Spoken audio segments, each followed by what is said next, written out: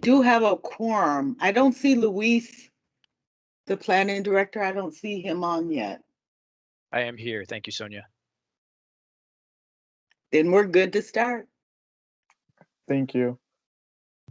Good morning, everybody, and welcome to the May 14th, 2021 St. Paul Planning Commission meeting. This meeting is being held remotely as it's not practical nor prudent for the Planning Commission and its committees to meet in person or pursuant to Minnesota Statute Section 13D.02. In light of the ongoing pandemic, it's not feasible for any member to be present at a regular location, and all members will attend this meeting by telephone or other electronic means. So we will begin this meeting by doing a roll call. Sonia, could you do that, please? Commissioner Anderson? Commissioner Baker? Here. Commissioner DeJoy? Here. Commissioner Grill? Here. Commissioner Hood? Here. Commissioner Holst? Here. Commissioner Kantner? Here. Commissioner McMurtry?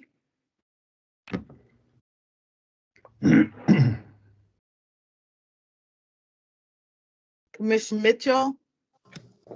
Here. Commissioner Moore? Here. Commissioner Perryman? Here. Commissioner Presley? Here. Commissioner Riley?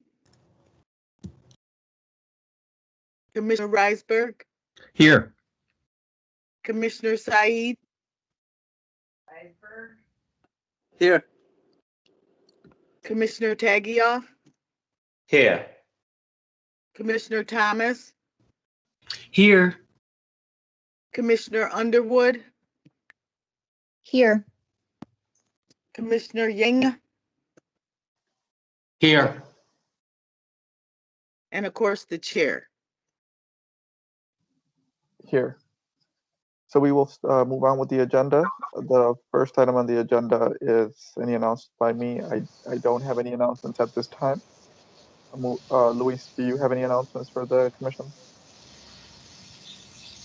Chair, yes. Good morning. Very briefly, just wanted to point out, some of you may have been following the Capital City Bikeway project. This week, the City Council did approve Wabasha Street as the western leg of that. So basically, Kellogg, from Kellogg on Wabasha up to 10th, and then it actually jogs St. Peter up to St. John Ireland. So that was a milestone in that project. More to come with the design phase of that. And then second, I just wanted to point out and welcome, we have a few special guests today with us, associated with item number 4 on the agenda, which is an informational presentation. So we'll have the Deputy Mayor here, Jamie Tincher. We also have our Director of Department of Safety Inspections, Ricardo Cervantes, and Deputy Director Travis Bistadu. Senior Commander of SPPD, Jeremy Ellison, as well as a couple of county colleagues that will be here as well. So just wanted to offer a warm welcome to them and look forward to that presentation. Thank you for joining us. That's all I had. Thank you. Thank you, Director Pereira. The next item on the agenda is the Zoning Committee. Commissioner Baker. Thanks, Chair. So for the upcoming site plan review meeting scheduled for Tuesday, May 18th, there are no items, so that meeting has been canceled. For our upcoming zoning committee meeting, we have 2 items. 240 Sycamore Street West is a conditional use permit for motor vehicle salvage operation. And then 733 Grand Avenue is a conditional use permit for a bank drive-through service lane. So for the report out, we had 3 items at our May 6th zoning committee meeting. The first one was 385 Topping Street. This is a rezoning from B1 local business to T2 traditional neighborhood. The previous owner, Excel Energy, received a demolition permit in 2009 to remove a chain link fence and a small concrete structure. Since 2009, the site has remained vacant. The applicant is proposing to build housing on the site, which is currently not an allowed use in B1 district. The applicant also didn't provide any details of a plan and stated that they're in the process of planning. So no specifics on the project. Staff found that all findings for the application they were met. The district council did submit a letter of support for the application. There was no one who spoke in support of the application during the public hearing, and there was one person who spoke in opposition. There was no letters of support and one letter in opposition for this application, which was submitted to us. Based on that, the zoning committee voted 7-0 in favor to rezone 385 Topping Street from B1 local business to T2 traditional neighborhood. Thank you, Commissioner Baker. Is there any discussions on the motion coming out of committee? Seeing none, Sonia, can we get a roll call?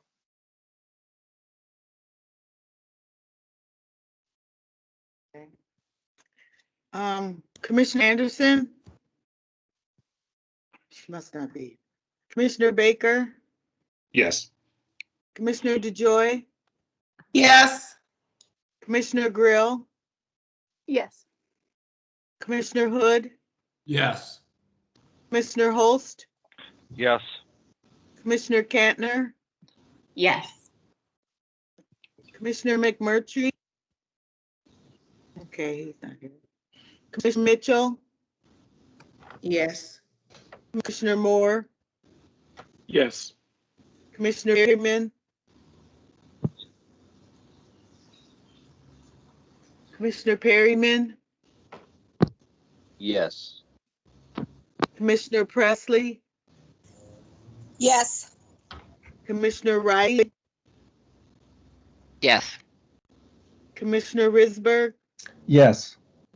Commissioner Said? Yes. Commissioner Tagioff? Yes.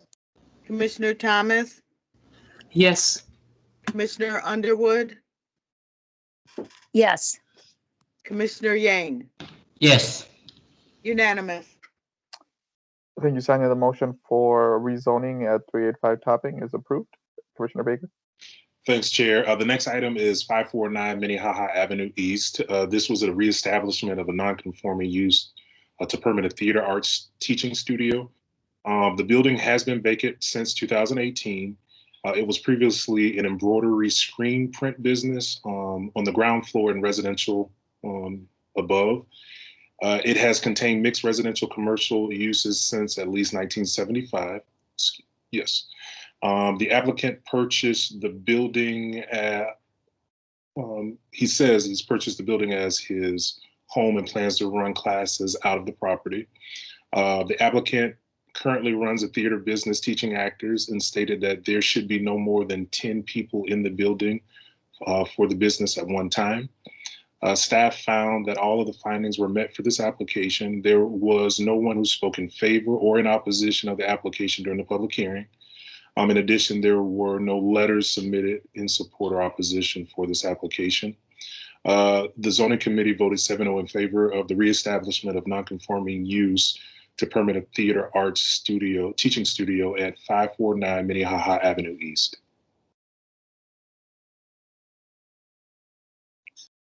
Thank you, Commissioner Baker. Any discussion regarding the motion coming from committee? Commissioner Holst? Can I get some explanation on the cup here? The number of students is limited to 13 if the instructor lives on site, or 10 if the instructor lives off site. Just some better understanding of that, please. Commissioner Baker? Yeah, through the chair, we definitely have staff here for that. That was a part of the staff's report. We asked the applicant specifically about the number of people he planned to have on site, and that's where I got the 10 from. But I will call up staff to provide more information around the rationale of the staff's report. Chair, Commissioner, that's a very good question. Commissioner Tagehoff had a similar question. Those numbers 10 and 13 come from the parking requirements, the minimum parking requirements.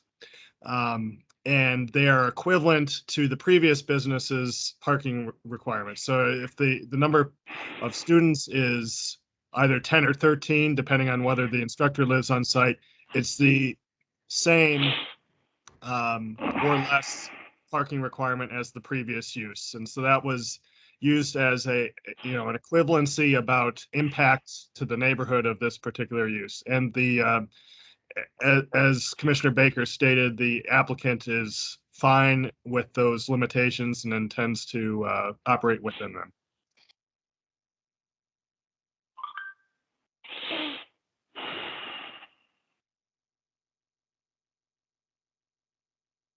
Any addition, Commissioner Host? So I guess I personally like to see the cup removed. I mean, maybe the current owner's fine with it, but this would, stay with the property, not with the ownership, particularly in light of how we're looking at reducing parking minimums potentially in the future here. If this is a parking minimum sort of based cup, I guess my opinion would be it should be removed. So Through the chair.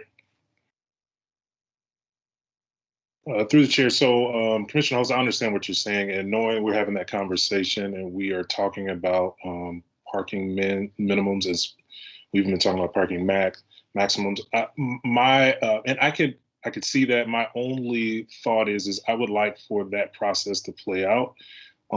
So we specifically have guidance. There's nothing that precludes us from.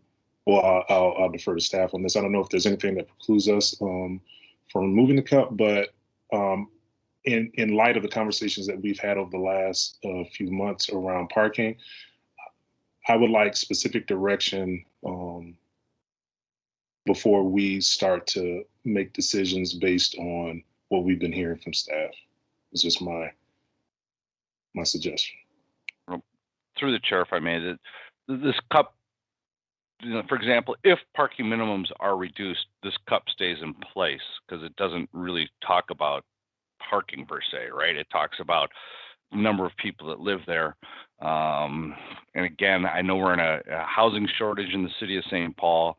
I'll be opposed to this piece of the conditional use permit. If something it said where it disappears if parking, I don't know, but it just seems like an unnecessary restriction here. And 3 isn't that many difference, right? 10 to 3. So. Any additional discussion? Mr. Dermody? Thank you, Chair Reynolds. I would suggest if the commission was inclined to remove the condition, that the findings be modified to support that. There are a couple of findings that say that they can be met only if the number of students are limited, and you would need to have something else, such as just simply the finding is met due to the size of the establishment or the size of the business or something like that you feel would similarly limit negative impact. But you would need to amend the findings somehow. Commissioner Grill and then Commissioner Tagia. This is Commissioner Grill. I appreciate Commissioner Holt's intention, and I wish we had covered this in greater detail during the actual zoning committee meeting. I don't feel comfortable modifying the findings on the fly, just because it is a zoning case and because we are making a determination about a specific property. It does make me nervous changing things and then changing them particularly about something that we don't have. We can't point to the new parking rules and say this is why we're changing the requirement. I wish we already had I wish you already had parking in place so that we could handle this more clearly. But it does make me nervous going through and changing the findings when we don't have, like Chair Baker said, something to point to. Commissioner Tagioff and then Commissioner Hood. Thank you, Chair. A perspective that I've had on this is that although the 13 and 10 is perhaps derived from parking, I read it as an attempt to reasonably limit the amount of people in the building, given that that's a residential area. So there's a desire to kind of limit people, not necessarily parking in this case. At least that's how I read it. Commissioner Hood and then Commissioner Kantner. Thank you, Chair. I just want to reiterate Commissioner Grill's point on this. I think this is a good case study to take into the conversations that we're going to have shortly or in the near future about parking minimums. I think it would make a lot of people's lives a lot easier if we reevaluated those and voted accordingly. So thank you very much, and appreciate all the comments on that. And for Commissioner Holst, I understand where you're coming from, and I agree. However, since the applicant is okay with what we have here and is okay with that moving forward, that's how I plan to vote. Thank you.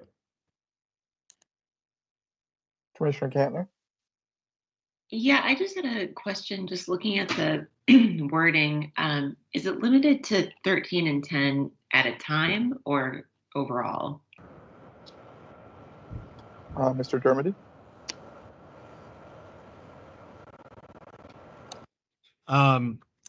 Chair, Commissioner, the intent is at a time.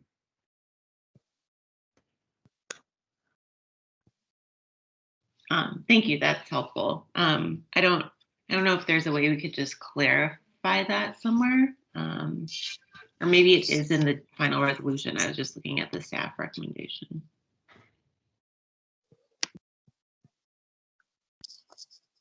So the motion coming out of, excuse me, Mr.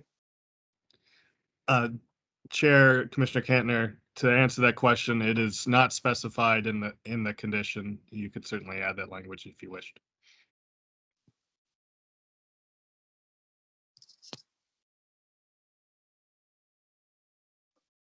Okay, so the motion coming out of committee is to approve the reestablishment with the conditions. I just want to briefly address what Commissioner Grill stated, and I think I disagree with that. I think if there's a commissioner that wants to vote no, they would just be required to state the reasons for voting no, and then that commissioner could bring a motion if they can articulate the language that they would need to be able to change the finding. That would be for findings 2 and 3. And we could do that today. It does not, there wouldn't be anything that would impede a commissioner from being able to do that during the meeting today. But the motion coming out of committee right now is to approve, so we do need to take a vote on that. Is there any addition, Commissioner Holst?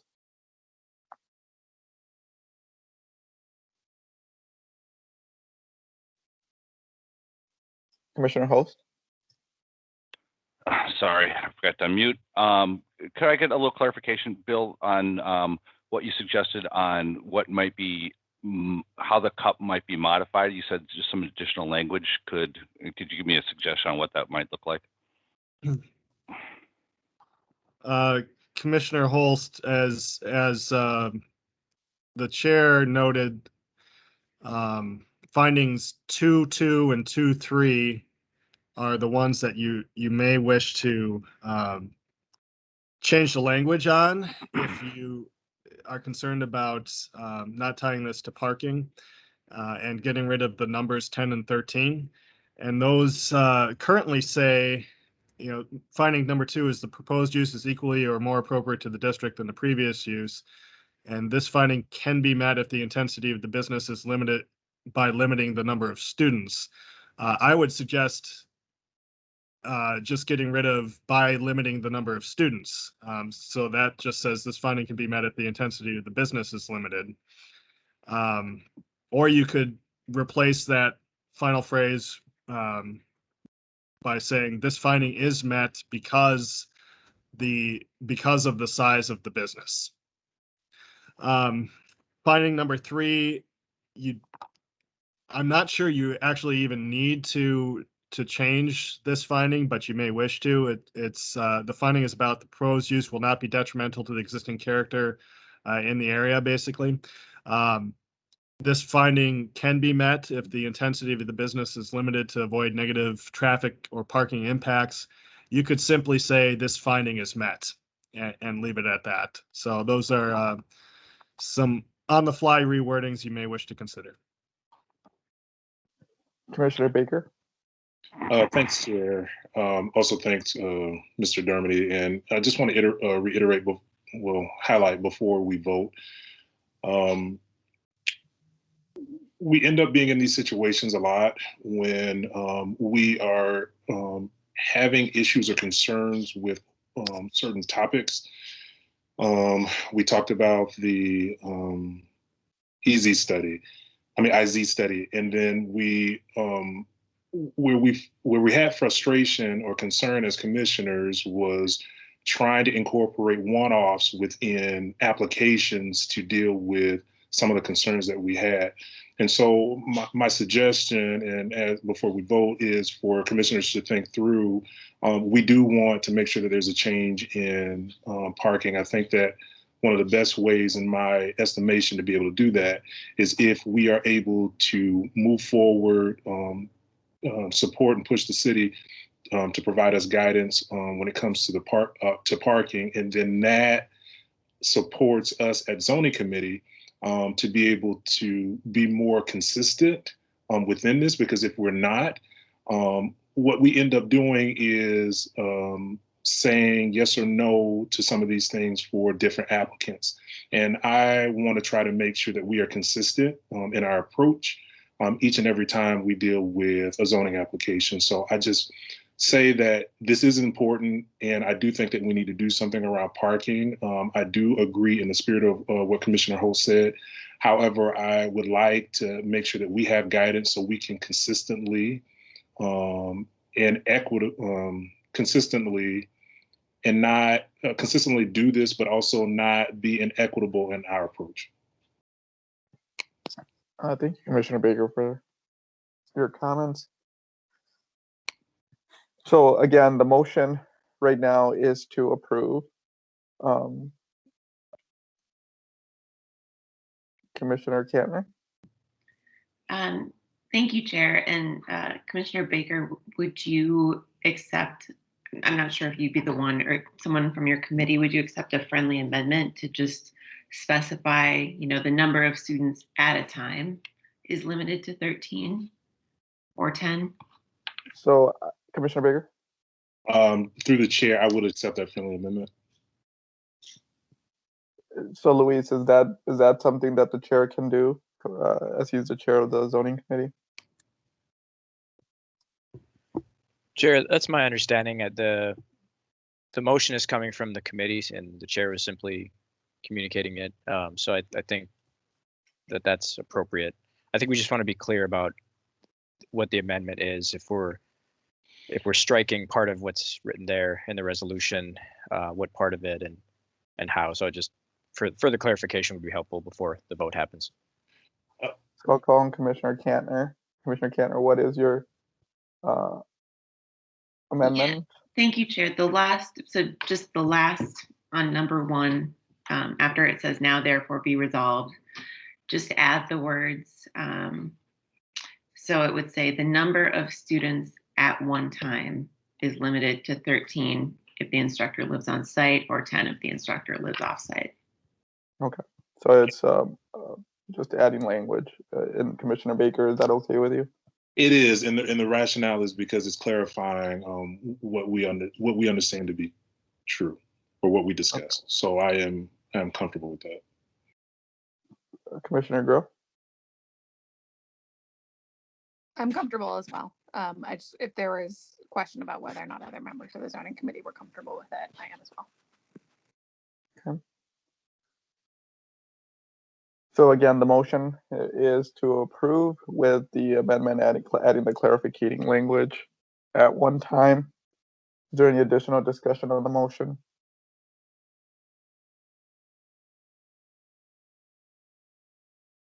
All right, seeing none, Sonia, can we get a roll call?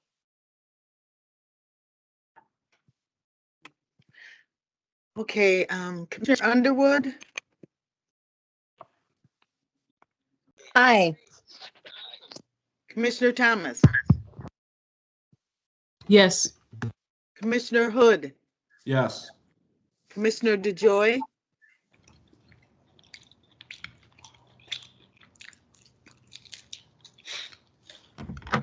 DeJoy, Yes. Commissioner Perryman, Yes. Commissioner Grill, Yes.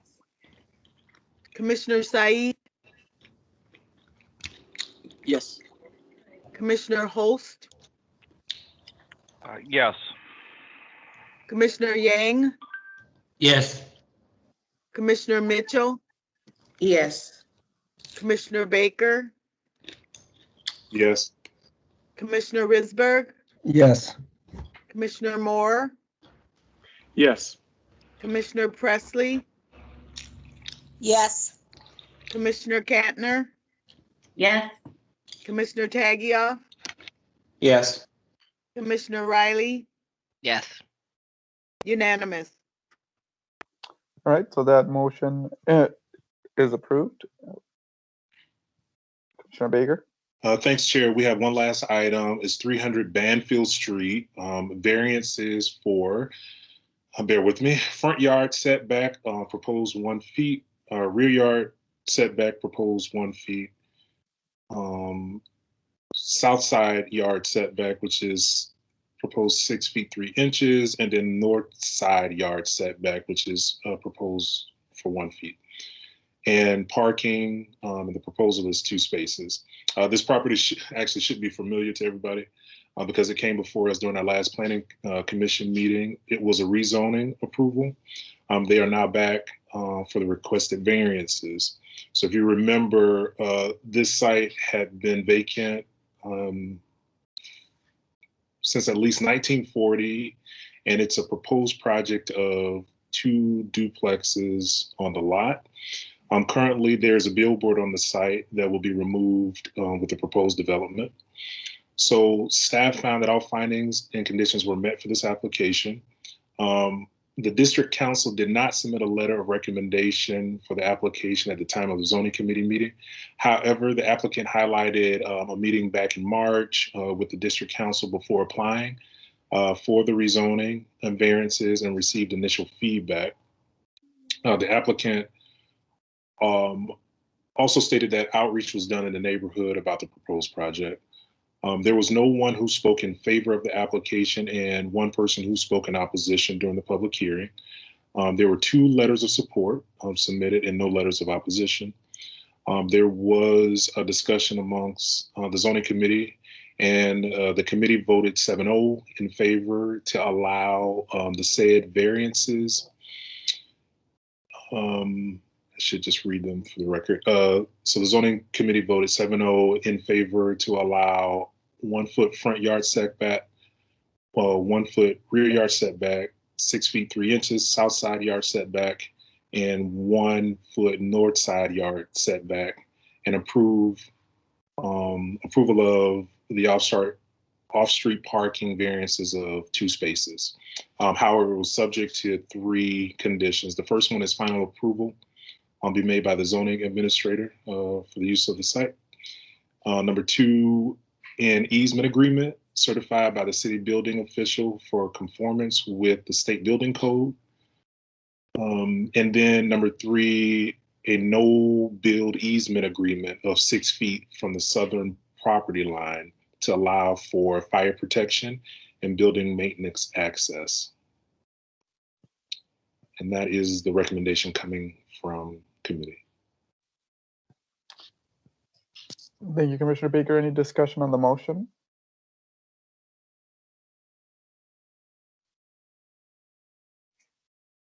All right, seeing none, can we get, Sonia, can we get a roll call on 300 Banfield, the variance for front yard, rear yard, south side yard, and parking? Commissioner Risberg, Yes. Commissioner Perryman, Yes. Commissioner Grill, Yes. Commissioner Riley, Yes. Commissioner Yes. Hood, Sorry. Yes. Commissioner DeJoy, Yes. Commissioner Presley, Yes. Commissioner Baker, Yes. Commissioner Tagoff, Yes. Commissioner Yang,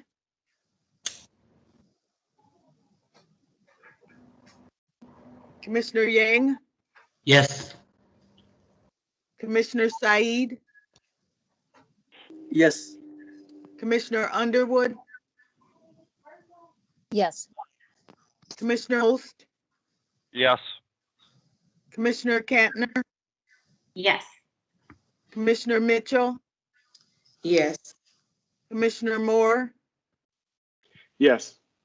Commissioner Thomas, Yes. unanimous. All right, the variances for 300 Banfield are approved. And I believe that concludes your report. Is that correct, Commissioner Baker? That is correct, Chair. All right, moving on to the next item on the agenda is an informational presentation on the impacts of the pandemic and our residents experiencing homelessness and this city-county partnership. And I believe this was Director Pereira, along with various other directors from the city and the deputy mayor.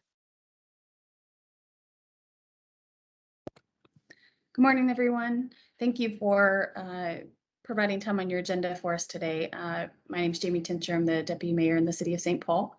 I have a number of my colleagues that are listed here on that first slide that are with me today, and we'll go through a few slides, and then we're happy to have a discussion, answer questions that you may have. We're going to provide a brief history of how we approached the work of supporting our residents experiencing homelessness prior to the pandemic, review the challenges COVID-19 created and the impacts to our programming and services, go over the strategies we pursued to address the needs and our plans for future work. Our challenge last year was that we needed to act very quickly to have additional capacity before the cold weather arrived and before the COVID relief funding expired on December 31st, 2020.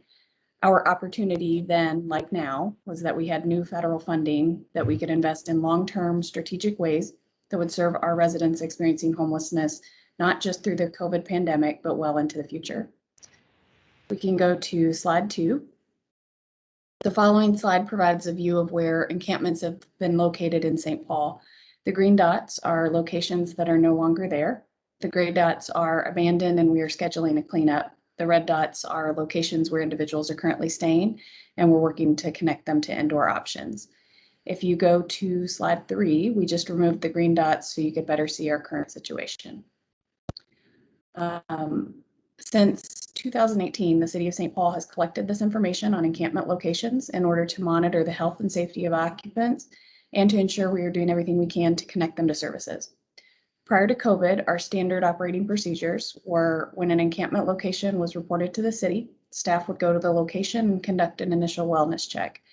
We would track the GIS location of the encampment as well as information that did not specifically identify individual occupants.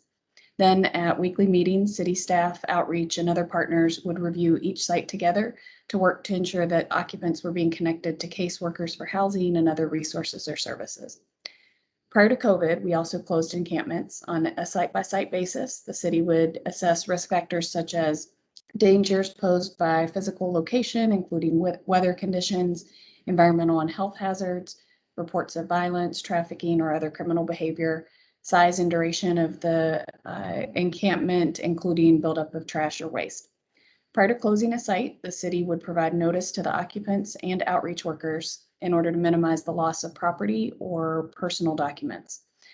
We would also offer Ramsey County congregate shelter space to occupants. We can go to slide 4. You can see that the COVID pandemic caused an unprecedented rise in the numbers of homeless encampments and unsheltered individuals in the city of St. Paul. As you know, there are a few different definitions of homelessness that are used for various public policy purposes. But for St. Paul and the data that we're tracking, when we refer to unsheltered homeless individuals, it's the people in our city that we know are sheltering in tents, under bridges, in the woods, in caves, or other places that are not intended as shelter. In this graph, if it extended back through 2019, you would see a steady line at less than 30 individuals sheltering outdoors in any given week. Our highest weekly counts through our monitoring process was in October of that year at 19 occupied sites and 26 individuals sheltering outdoors. And you can see that when COVID hit in early 2020, our numbers began increasing. At the end of March 2020, we had 20 occupied sites and 42 people sheltering outdoors. By the end of April, there were 68 occupied sites and we went above 100 people sheltering outdoors. In mid-June, the numbers rose above 200 people, and in late July, the counts went above 300. And we reached a high of 380 people sheltering outdoors before we began turning that curve. We can go to slide 5. That was what was happening outdoors, but this flow chart helps show what was happening indoors with programming and services. COVID was basically a perfect storm of conditions that resulted in dramatic increases of people sheltering outdoors. Many people who had previously transitioned in and out of shelter and other supports by doubling up or staying periodically with friends or family could no longer find those options due to the need to isolate. Shelters immediately had to reduce their capacity by 50% in order to implement COVID social distancing safety measures. Options for anyone already struggling on the margins dramatically decreased, so anyone financially impacted by COVID and thereby pushed into homelessness also had incredibly limited options. This chart shows the programming and services available to our residents experiencing homelessness. In gray, the 24/7 shelter spaces. In red, the emergency overnight shelter space. In yellow, the options for day space services. And in green, the spaces for COVID response, the isolation, quarantine, and respite. The pre-COVID box shows the capacity we had prior to the pandemic. So back when we were seeing less than 30 individuals sheltering outdoors in any given week. Now, remember though, there was a large number of individuals who were doubling up because they were periodically able to stay with friends and family. And then COVID hit. We lost 24/7 space due to health and safety protocols. So Ramsey County added their hotel program. But again, that was just continuing to have the prior capacity, not increased to meet the additional need. The county also had to add space for individuals experiencing homelessness where they could go to isolate, quarantine, and have respite if they tested positive for COVID. We lost all day space service options as well as public spaces.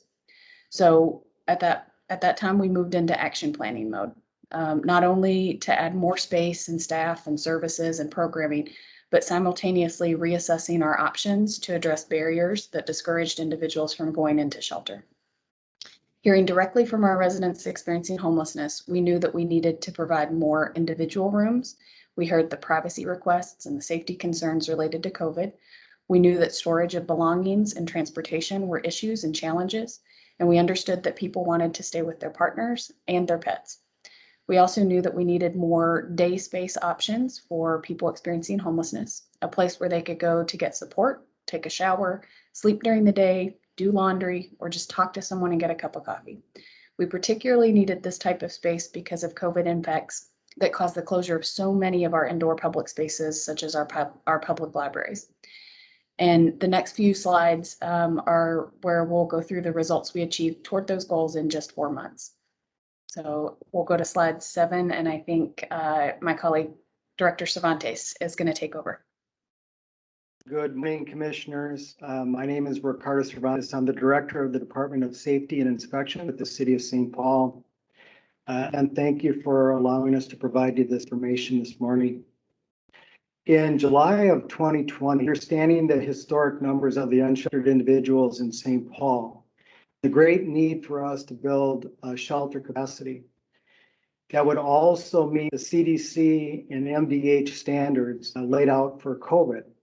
A team was assembled to identify potential sites that we could consider for sheltering before the extreme cold temperatures in 2020. The team was made up of individuals from DSI, which is regulatory, our PED department, which was both planning as well as some of the financial funding that was available to us, our finance department, OFS, our communications team. On the Ramsey County side, it also included their planning team, property management, and then their finance experts. Understanding that we had one-time monies that we could use, we wanted to be as strategic as possible to ensure that that money was used in a way that we could prolong the services and the sheltering options that we had available to us. We were fortunate to have a project manager assigned to the team. We also hired a real estate broker, Kimbico, again, identifying all of the properties within St. Paul that might suit our needs. Initially, we looked at over 115 properties, but given the criteria that we had laid out in front of us, we quickly reduced that list to under 50. We looked at such things as availability, configuration of the building, and whether it would suit our needs. The condition, whether it needed minimal construction or was it turnkey, were high priorities given the short timeline before the cold weather. Accessibility, whether it had availability to transit and could people get to the facilities for sheltering. And then its location related to other supportive services, understanding that these individuals have relationships and needs for other health and social services. We wanted to make sure that those could be accessible. And then also looked at whether the building configuration would allow for additional services located at that facility. Setting out with an initial goal, understanding that, again, the height of the unsheltered homeless in our city was at about 380 individuals. I think we set a goal of 100 beds or 100 rooms to make a dent in that large number, but we far exceeded that number. I believe you all are familiar with Bethesda. Bethesda was one of the projects that came out of this group.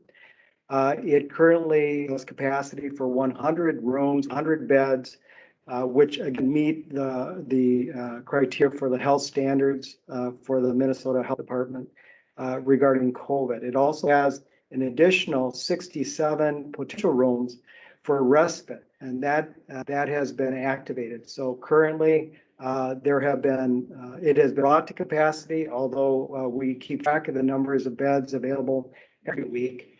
It's remained at the very high in regards with minimal vacancy, but there is a turnover rate where individuals are leaving Bethesda and moving on to more sustainable shelter. Ramsey County had staffed Bethesda initially and are now going to be contracted with the Salvation Army to administer the program there at Bethesda. We also have some wraparound services. Have a partnership and agreement with ML Fairview, which provides the public health aspect of service to that group that are living there. They also have a contract with Handy Help, which also provides that wraparound mental health care as well as chemical dependency. On the respite side, they've been averaging about 2 individuals, which is great news that those who are suffering from the effects of COVID have been very low numbers. And so that's been pretty standard kind of throughout the pandemic. So we've been extremely fortunate with how all the systems have been working together. Next, please. Mary Hall, and here's some photographs of some of the rooms that are most suitable for our needs currently.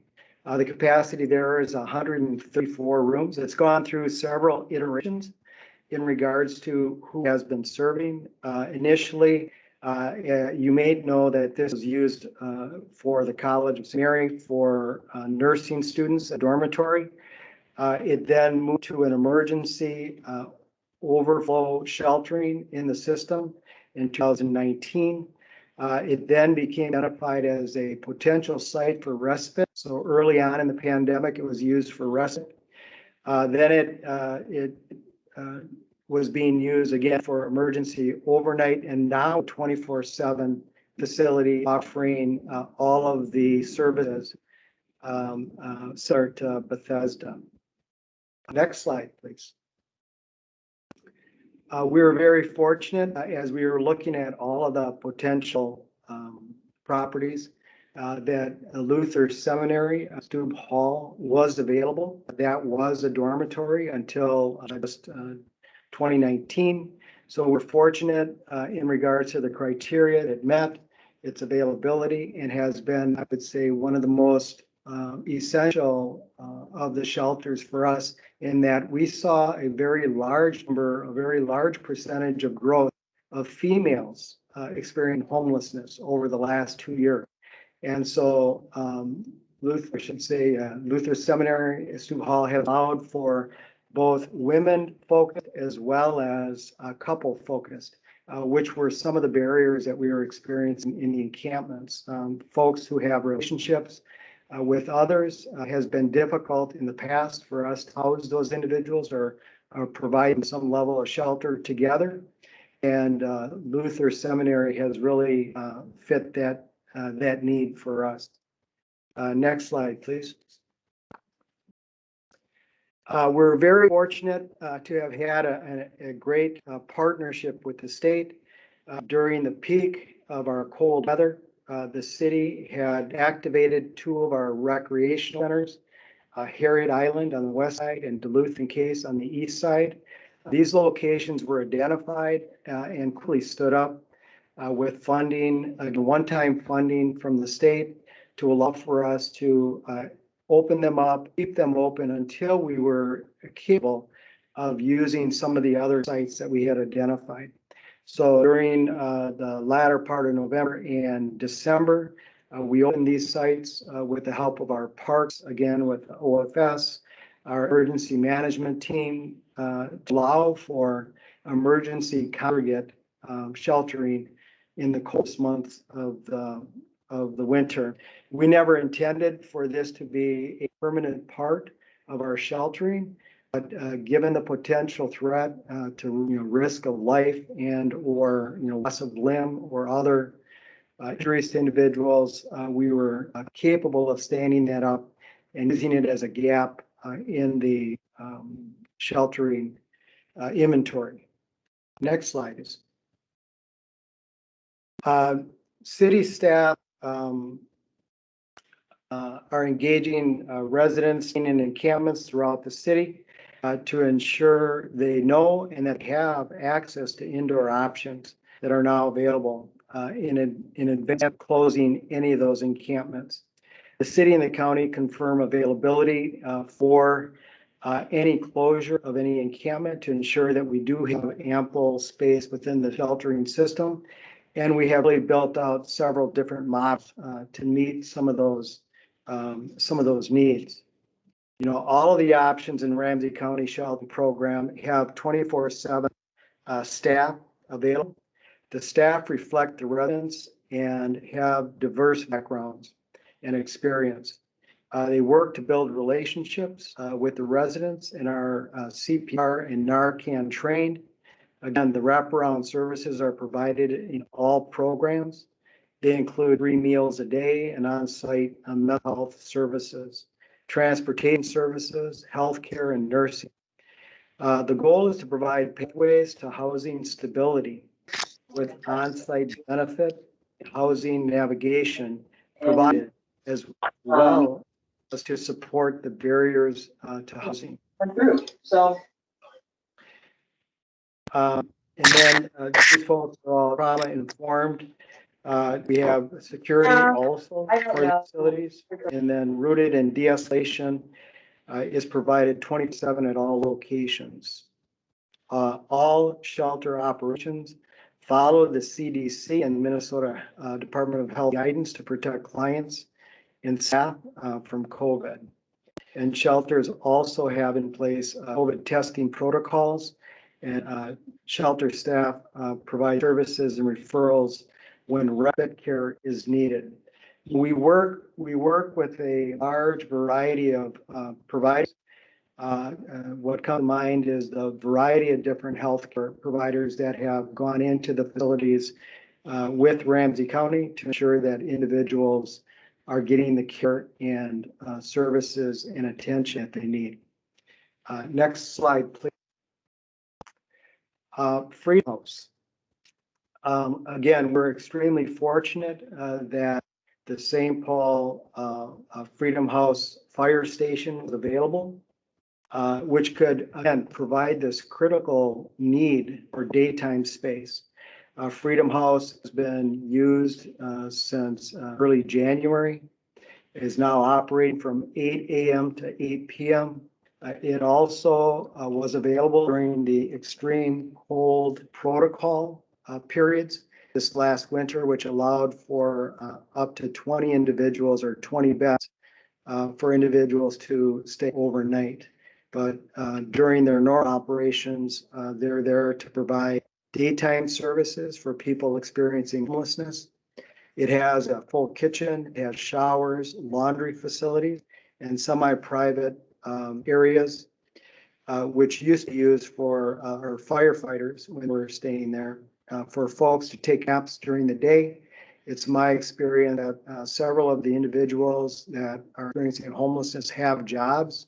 Some of those have jobs at night and have a very difficult time finding a place where they can just rest. And so folks are often found taking naps during the day at this location. This particular need for our residents experiencing homelessness have that support for them overnight. I have to say that Freedom House serves a very critical need in that during the pandemic, many of our daytime areas for public spaces have been closed. So we have closed induced hours, both at our rec centers as well as our libraries, and libraries have often been used by individuals who need a warm place to be during the day.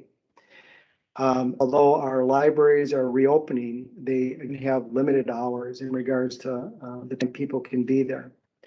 And so Freedom House really complements and supports the overnight shelter. So I had mentioned Safe Space. There's another Ramsey County facility that's run by Model Cities, which is just overnight sheltering and some daytime services.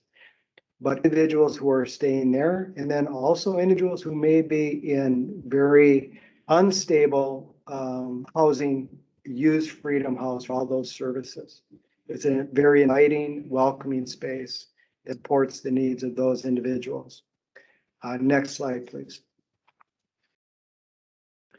I believe I'll be handing this off to my colleague, Travis Bistadu.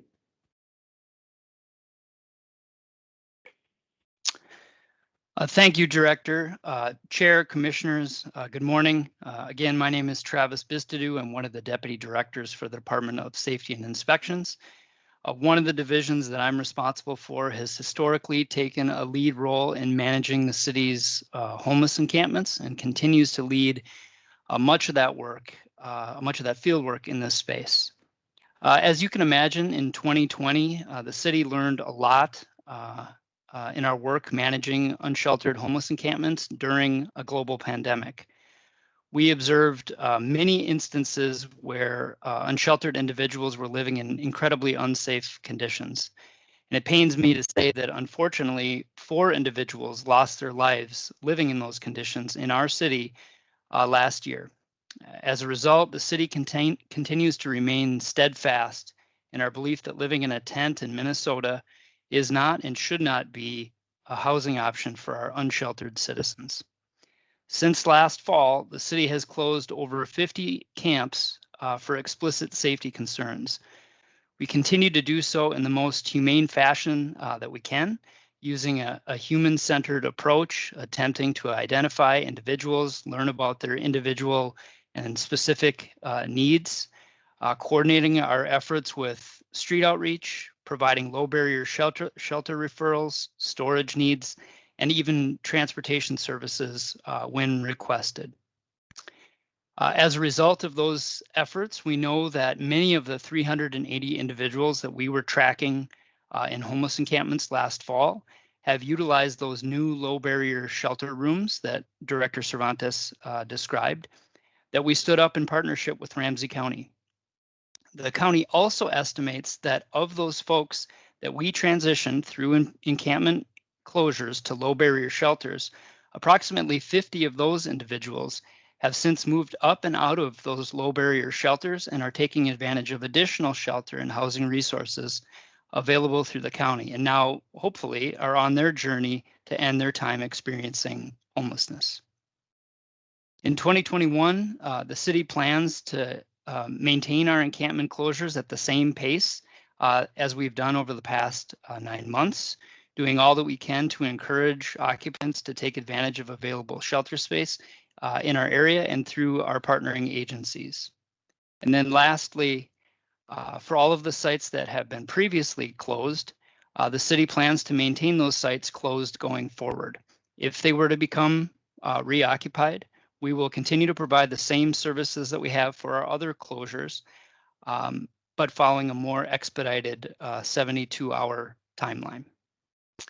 And with that, I will hand the presentation over to Senior Commander Jeremy Ellison for an update on the city's area action plan strategy, which dovetails with our unsheltered work. Senior Commander. Yeah, thank you, Travis. Good morning, everybody. My name is Jeremy Ellison. I'm the Senior Commander for the Central District of the St. Paul Police Department. As you've heard from Deputy Mayor as well as the Department of Safety and Inspections, we do have a very collaborative approach to the challenges that we're seeing in St. Paul.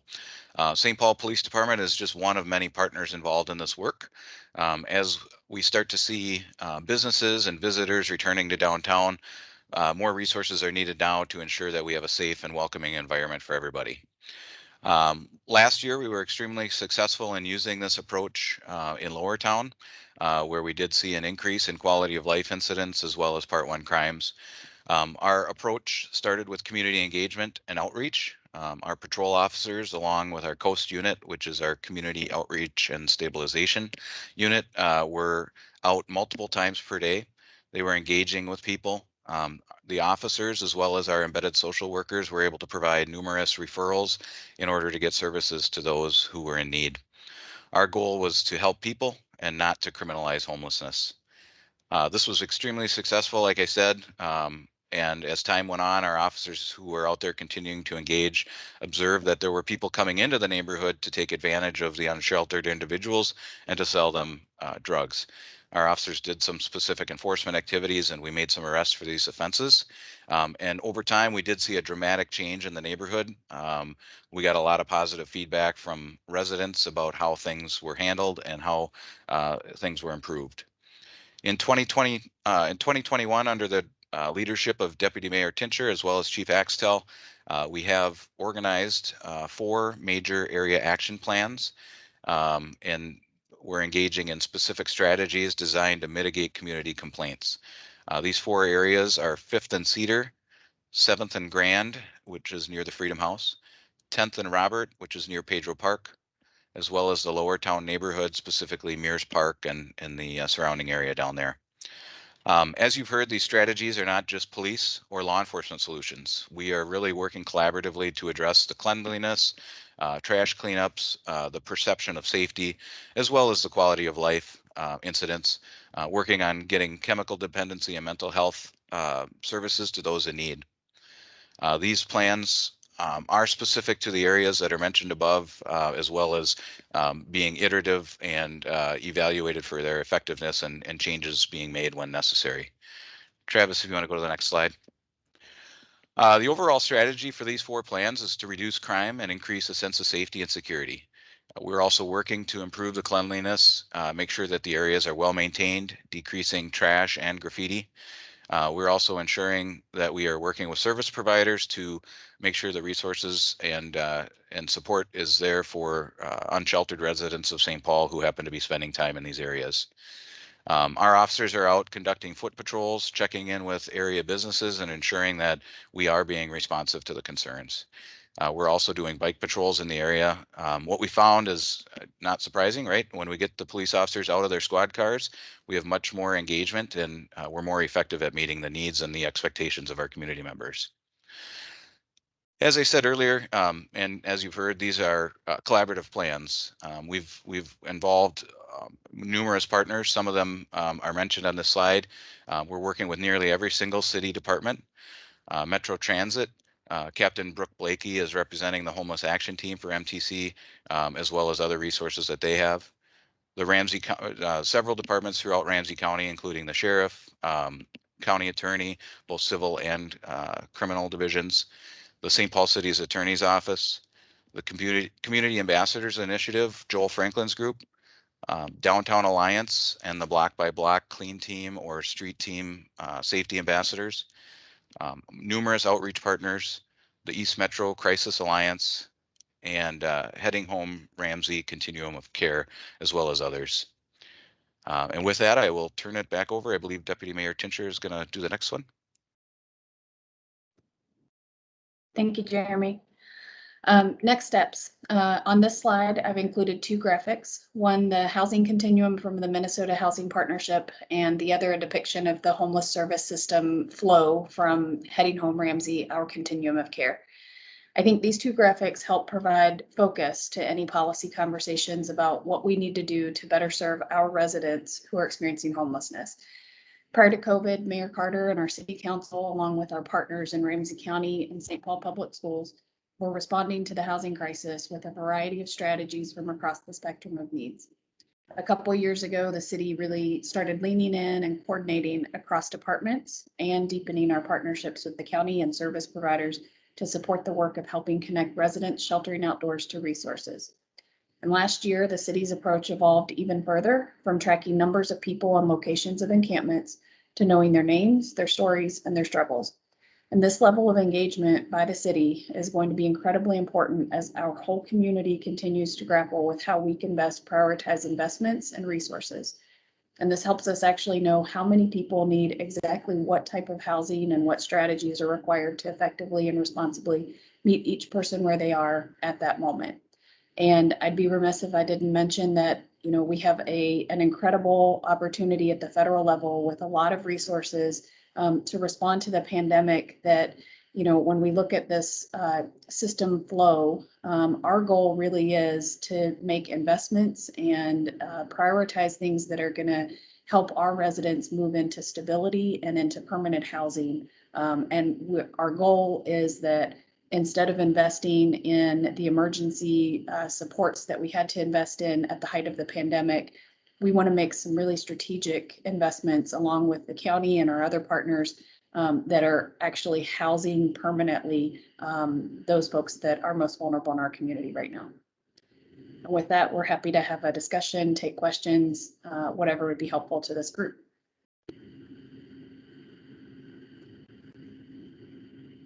Thank you for the presentation. Is there any questions for the presenters?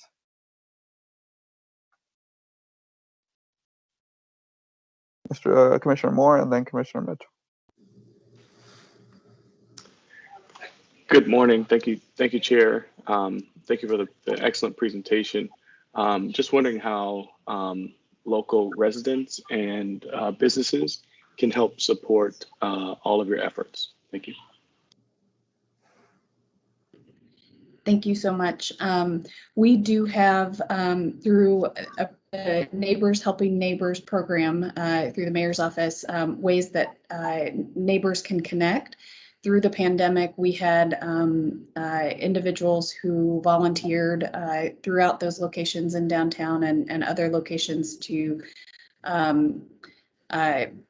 go to encampments, spend time with individuals, meet them, hand out, hand warmers, socks, a number of things. So anyone who's interested in supporting folks in those ways, as well as many of our service providers have many volunteer opportunities, as well as ways that you can donate and whether financial or other materials and resources that you have.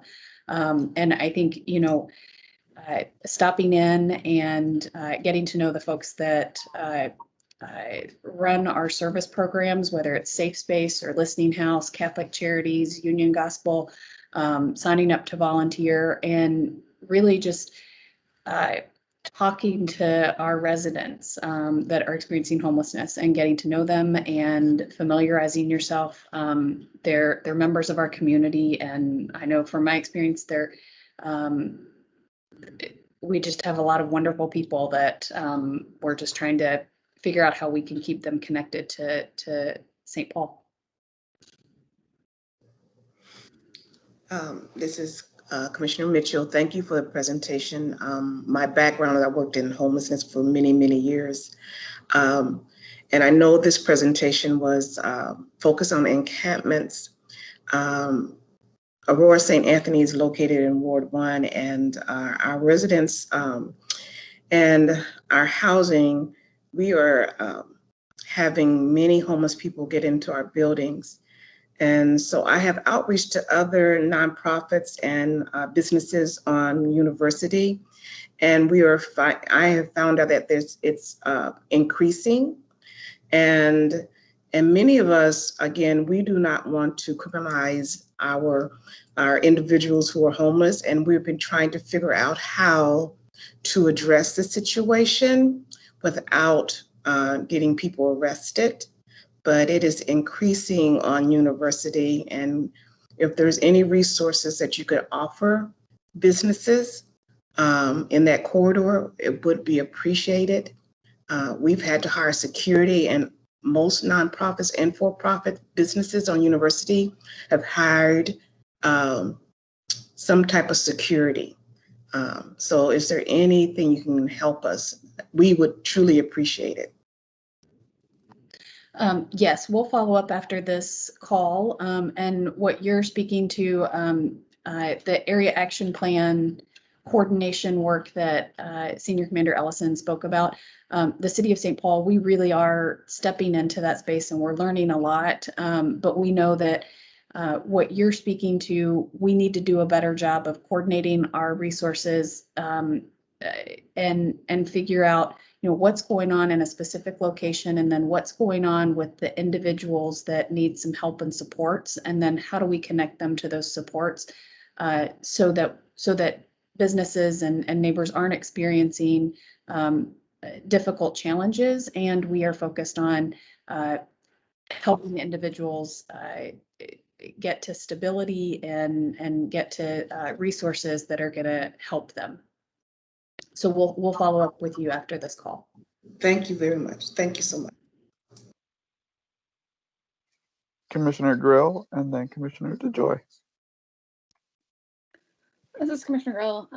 Like everyone else said, thank you for the presentation. I appreciate it. It was really helpful, and I think very thoughtful, which I appreciate. I know how hard it is to put these things together, and looking at it, you can tell there was a lot of time and effort put in. Talking about Freedom House specifically, a lot of the complaints that we heard at the previous meeting from some of the neighborhood businesses and residents, they centered around things like, ultimately it seemed like a chunk of the complaints centered around restrooms and folks' access to like bathroom facilities.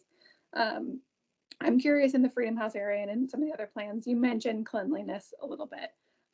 If there are public restroom options or plans for things like that, just trying to figure out ways to alleviate some of those complaints while providing services to folks, because it's clear there's a gap.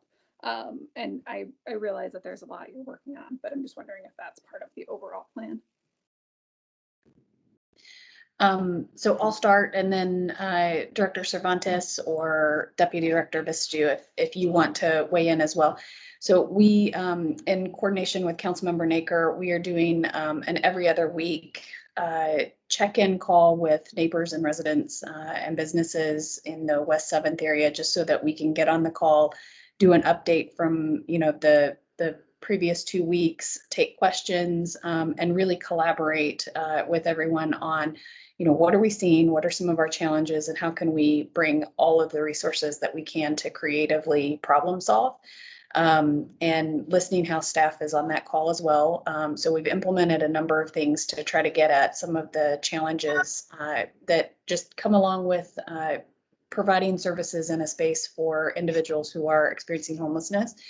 So the city has added a lot of the maintenance and the cleanliness efforts in partnership with some really important partners.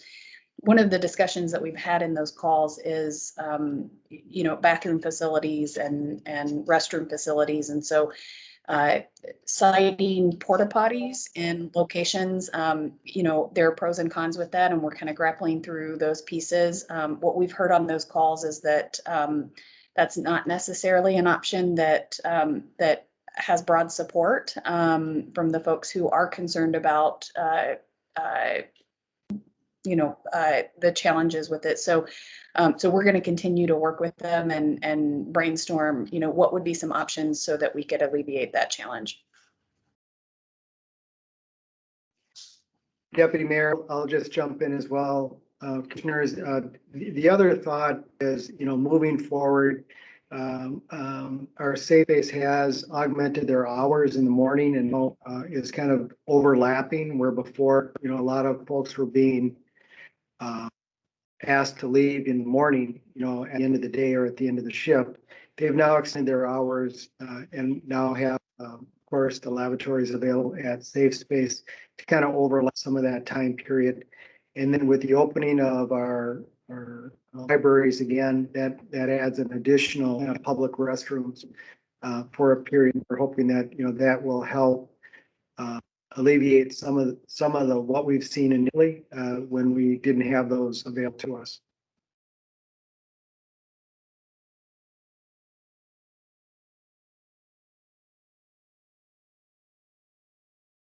Commissioner DeJoy?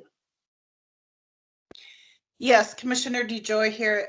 Thank you for the presentation. I really appreciated seeing how much St. Paul and Ramsey County is doing to help the homeless, unsheltered.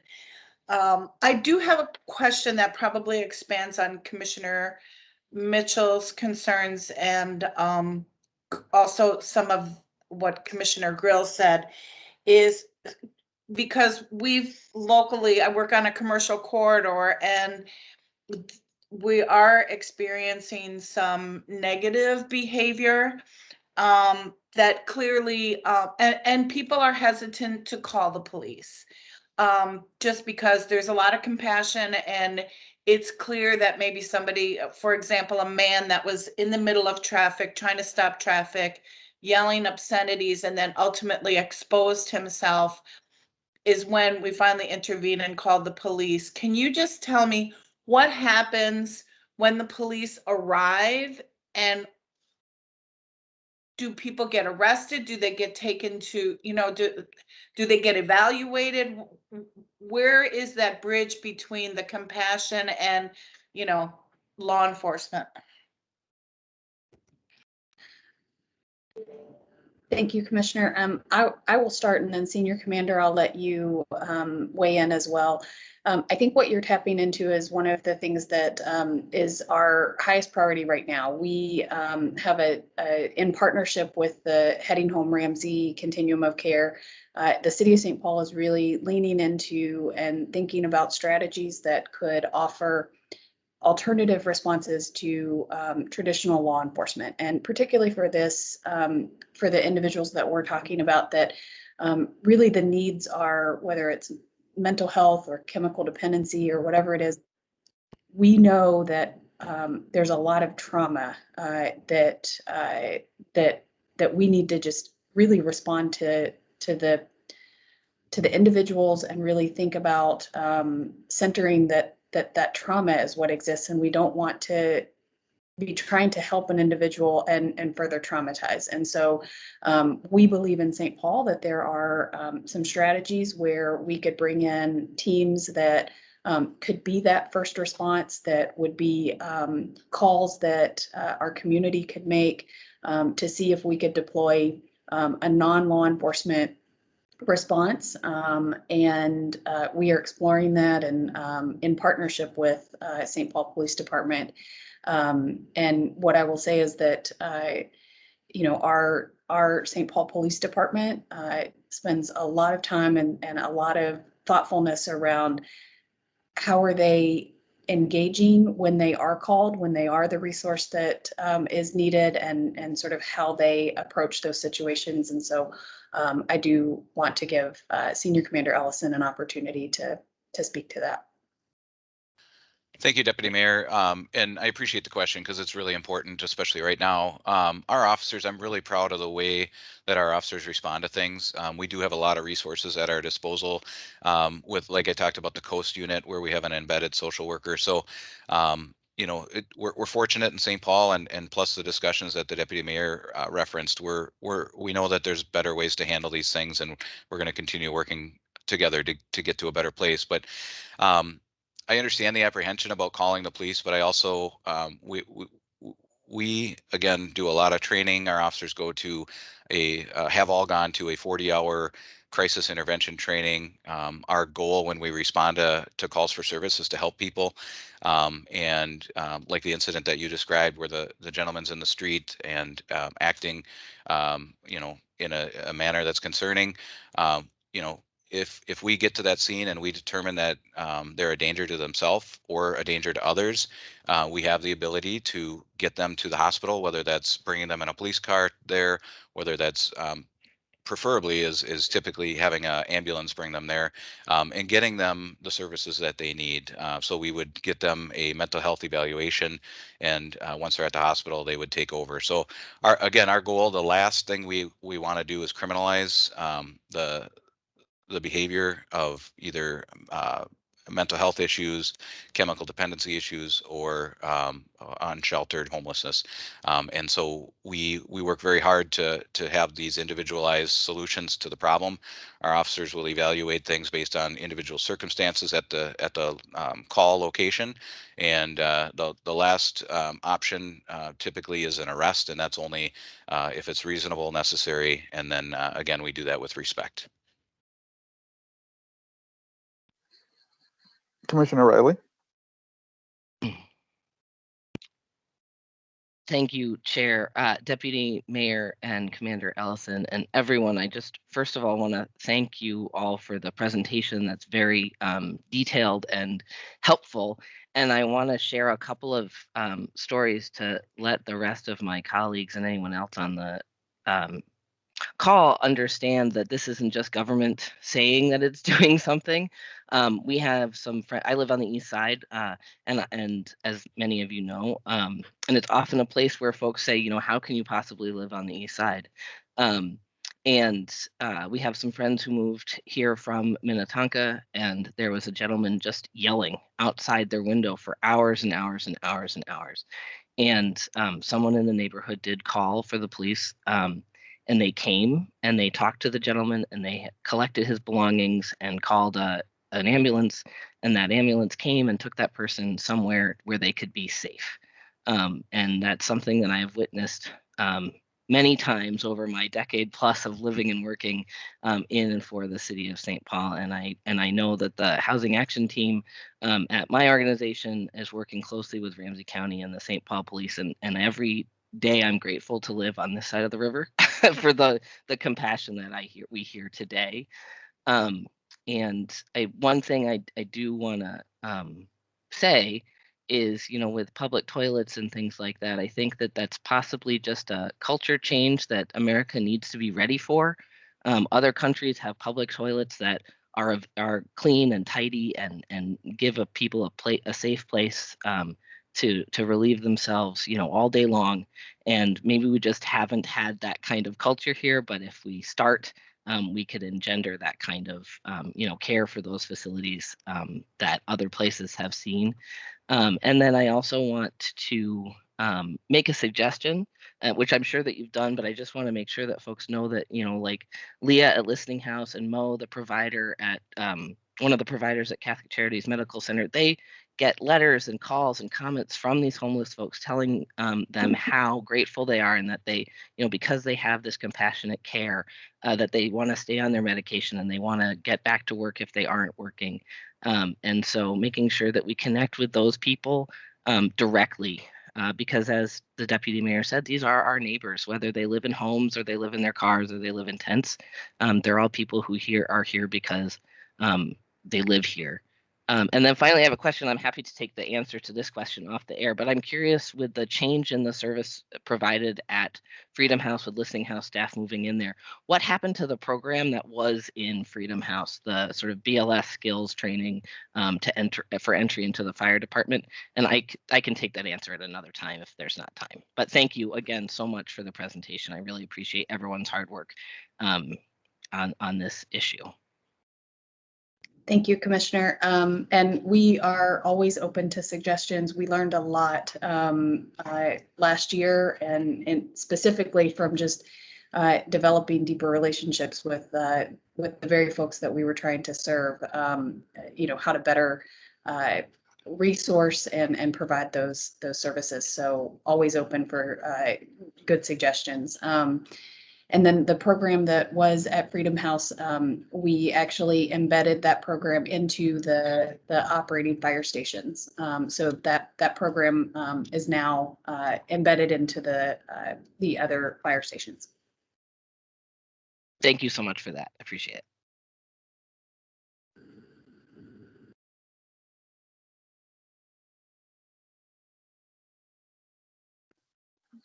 All right, any additional questions for the presenters today? Mr. Chair, Ricardo Cervantes here. I just want to let everybody know that there's another resource available to you. I dropped it in the chat. So for 24/7 service, these are social workers who can come out and de-escalate, evaluate, and provide service to individuals in crisis. Of course, there may be times where you may need to call the police, but this is another option where you believe that they're not posing a threat to themselves or anybody else, or maybe they are, with traffic, and we want to have a different response. They are available to respond to those 24/7. Commissioner Kantner? Yeah, thank you, Chair. As you all know, we've had the Freedom House zoning before us, and it will be coming back before us again. One of the things in the zoning specifies that those services must be within a half a mile of an overnight shelter. And just looking at that, and I would love to hear from you about whether there might be a benefit to expanding the geographic area of where those services could be located in the city, and just any thoughts you have on that. Director Cervantes, I think I'll let you take that one. It seems a little bit more technical for me. Thank you. Thanks for asking the question. As I reading the language, I question that as well. One of the thoughts is, as I had mentioned, the criteria have been put together as we were looking at locations in the city, understanding that folks have limited ability for transportation. I believe that was like one of the thoughts, is to have it near these facilities where it'd be easy accessibility. But looking at need, their Listening House does have a daytime shelter on East 7th Street. And we know that from our data that there are pockets of need throughout the city. And some of those, until last year, I mean, we really, you were to look at where all the shelter was available to these individuals, it's centered around our downtown, right? And need is really, there are communities on the east side, there are communities on the west side, there are communities along the Mississippi that are all in need. So I would say that, the availability or the opportunity for us to provide this level of service where in our city it's needed is certainly worth considering.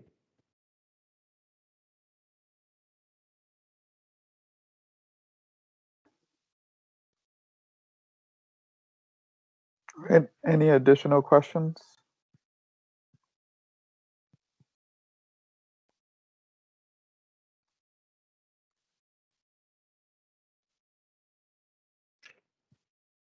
All right, I'm not seeing any. I do want to thank the presenters for coming in and kind of giving us a more overview of sort of the larger issue that the city has been dealing with and how the city has responded. It certainly has helped me better understand the subject. As Commissioner Kantner noted, we had a long discussion at the last meeting with regards to a potential zoning issue or rezoning or permission to allow some of these facilities to continue to operate. And so this discussion certainly allows us to better be informed and educated on the subject. And so I want to thank the directors that came in, the people from the police department, and the deputy mayor for taking the time this morning to give us this presentation. Absolutely. Thank you all so much. Thank you. Thanks, everyone.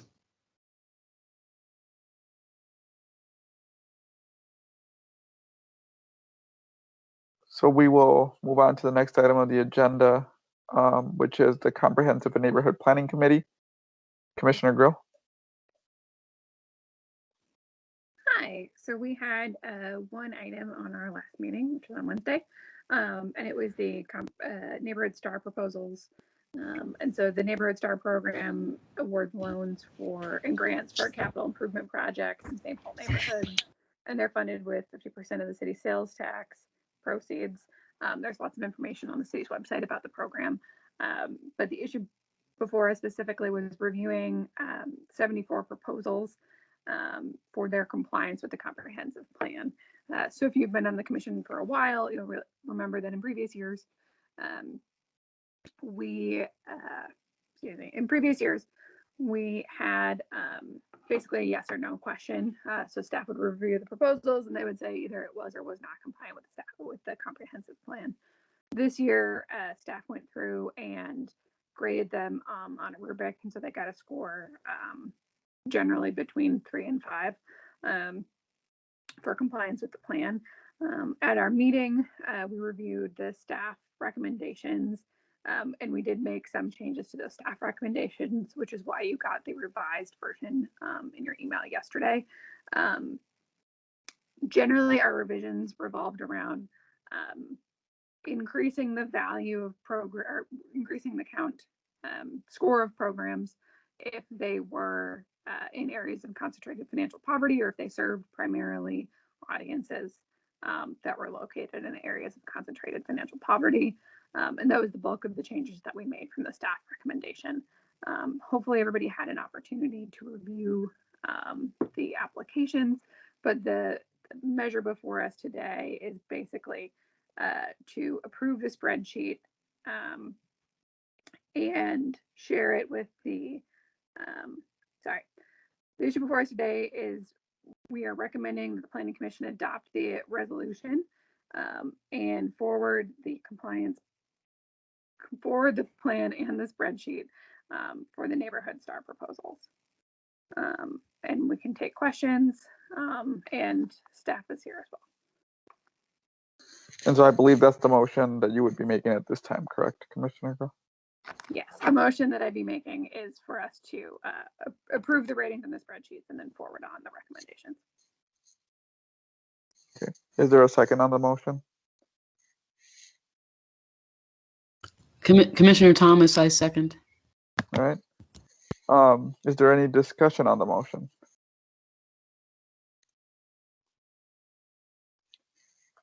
Seeing none. I do know that staff is available for questions, and it sounded like the committee did have a lot of in-depth discussion with regards to the spreadsheet and the applicants and the ratings that they received.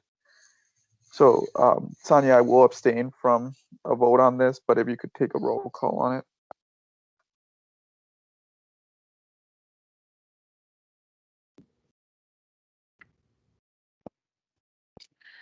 Okay, Commissioner Baker?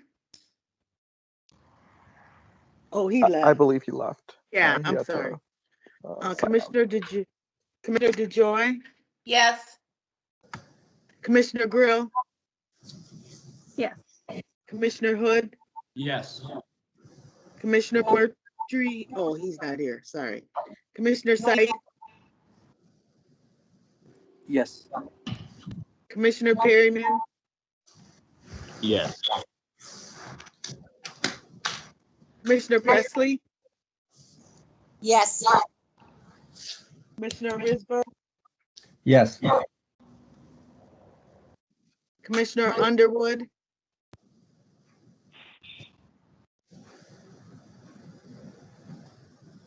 Commissioner Riley,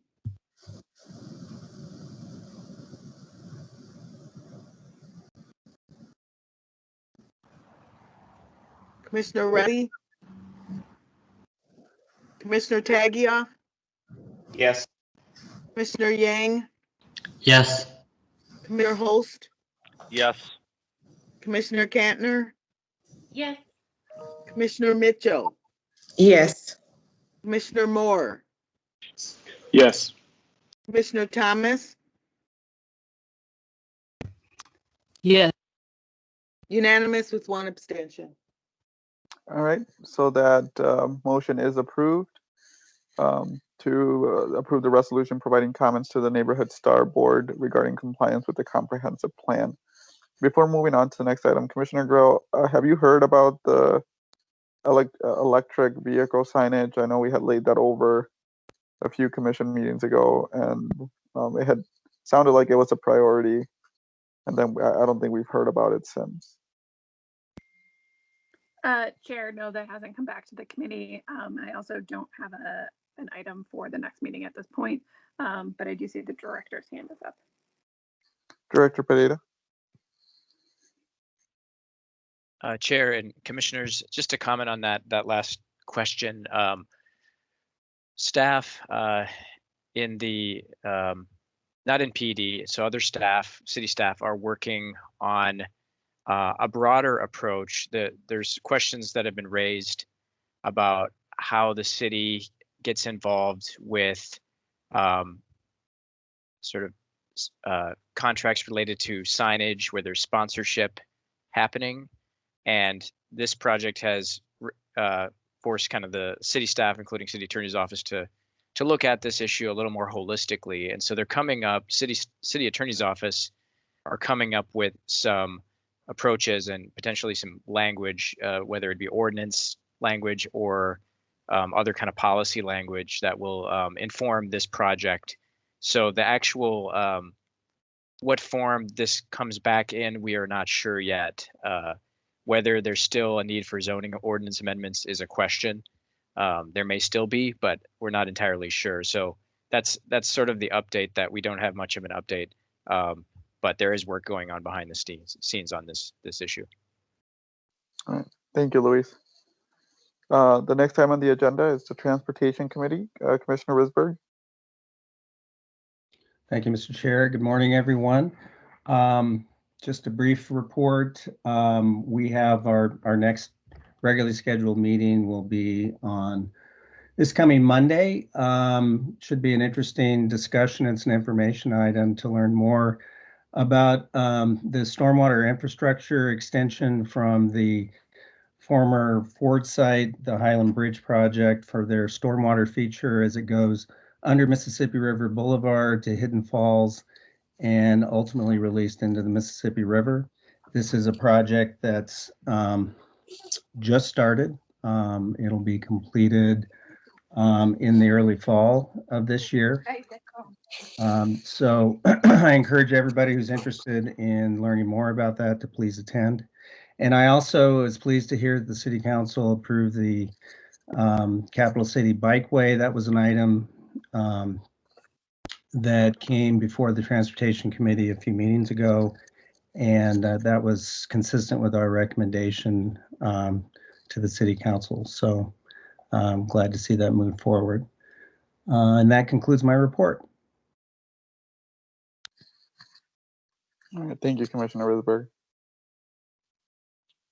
Next item on the agenda is communications nominations. Commissioner Underwood. Chair, I think she had to step away, but we don't have an update on that committee. Thank you. task force and liaison reports. I'll turn it over to Commissioner DeJoy and then Commissioner Grill. Thank you.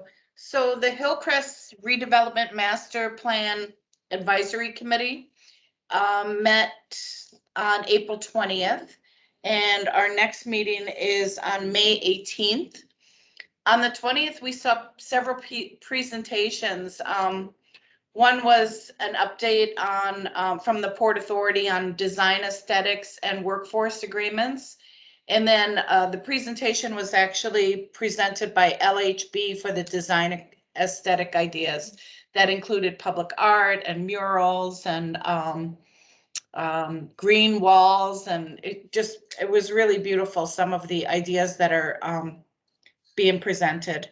Also, we had a presentation about LEED and we're trying to get, right now we have applied to be pre-certified for LEED certification.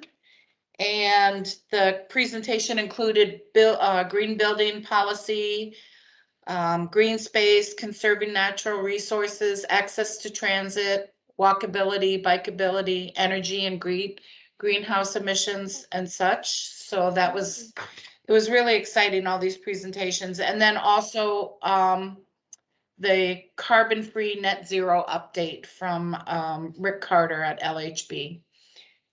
Coming up on May 18th is our next meeting where we'll talk about more of the engagement that's been done and what we're doing in the future, and then sustainability and other items. So that's my report. Oh, I also once again put the website in the chat. And I don't know, Bill, it looks like Bill might have some additional comments. No, thank you for the very thorough summary, and apologies, there's a late breaking change to the agenda. The sustainability policy will not be ready for this Tuesday. We'll have to wait till June to talk about that, but everything else you said is spot on. Thank you. That's it. Thanks. Thank you, Commissioner. Any questions for Commissioner DeJoy or Mr. Dermody? Commissioner Grill? So the Riverview Corridor Station Area Planning Task Force had its first meeting on May 4th. It was generally an introduction meeting. So we went through the members of the committee, information from the consulting teams in the county. We looked at an overview of what station area planning is and a very high level schedule for the next couple of years. It was a very introductory meeting, and I would imagine we get more into the details in future meetings. Our next meeting will be June 8th. And at that meeting, they will be electing a co-chair for me on the committee. And that is it. Thank you. Moving on to old business and then new business. The new business being anything that a commissioner would want to add at the next agenda. All right, seeing none, we will go ahead and adjourn the May 14, 2021 St. Paul Planning Commission meeting. Thanks everybody for attending and for your thoughtful questions on the issue of homelessness and the presentation. And we hope everybody enjoys their weekend. See you in 2 weeks. Thank you. Thank you. Have a great weekend. Thank you. Bye-bye.